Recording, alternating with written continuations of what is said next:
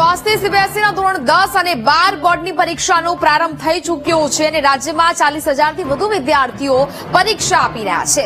અમદાવાદના 21 પરીક્ષા સેન્ટરમાં 14,000 જેટલા વિદ્યાર્થીઓની પરીક્ષાનું આયોજન થયું છે.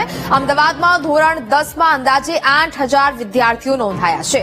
ધોરણ 12 બોર્ડની પરીક્ષા માટે શહેરમાં 6,372 વિદ્યાર્થીઓ નોંધાયા છે. આ વર્ષે સીસીટીવી પોલિસીમાં પણ ફેરફાર કરવામાં આવ્યો છે. 240 વિદ્યાર્થીઓ વચ્ચે એક મોનિટરિંગ અધિકારીની પણ નિમણૂક થઈ છે.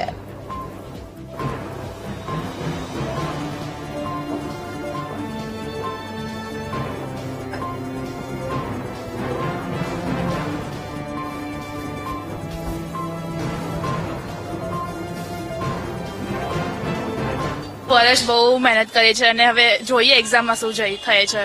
સરસ એમ તો બધું આવડે છે પણ તો બી હવે પેપર પર ડિપેન્ડ શું કરીએ.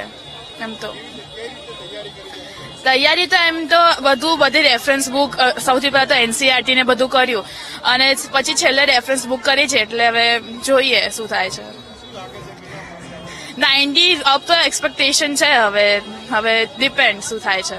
ઉત્સાહ તો થોડો છે પણ એનસીઈઆરટી રીડ કરી છે અને રેફરન્સ બુક બી કરી છે અને આજે લાઈવ સેશન હતા સવારના તો એ બી અટેન્ડ કર્યા છે ઇમ્પોર્ટન્ટ ક્વેશ્ચન્સના. યસ, ઇંગ્લિશ મારો થોડો ફેવરેટ સબ્જેક્ટ છે એટલે આમ તો બધું આવડવું જ જોઈએ. એટલું હાર્ડ નથી હોતું ઇંગ્લિશ, સો સારું. એકદમ સરખી રીતે ઉત્સાહ છે. બહુ સારી તૈયારી કરી હતી. પાછલા 2.5 મહિનાથી સરખી તૈયારી ચાલે છે અમારી.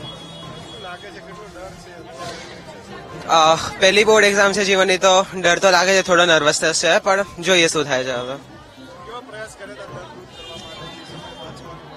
વાંચવા ડર દૂર કરવા માટે કોન્ફિડન્સ ખાલી વધારે તો સરખી રીતે વાંચીને અને એવી રીતે જ કોન્ફિડન્સ લાવ્યો છે.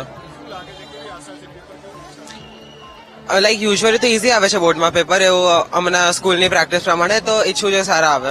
अच्छी तैयारी तो बहुत अच्छी की है और एक्साइटेड तो है. एग्जाम हो रही है और थोड़ा टेंशन भी है कि पहली बार है और देखते हैं क्या होता है. Thank you. एक बुक्स रिफर की थी और स्टोरीज जो याद है वो पढ़ी थी.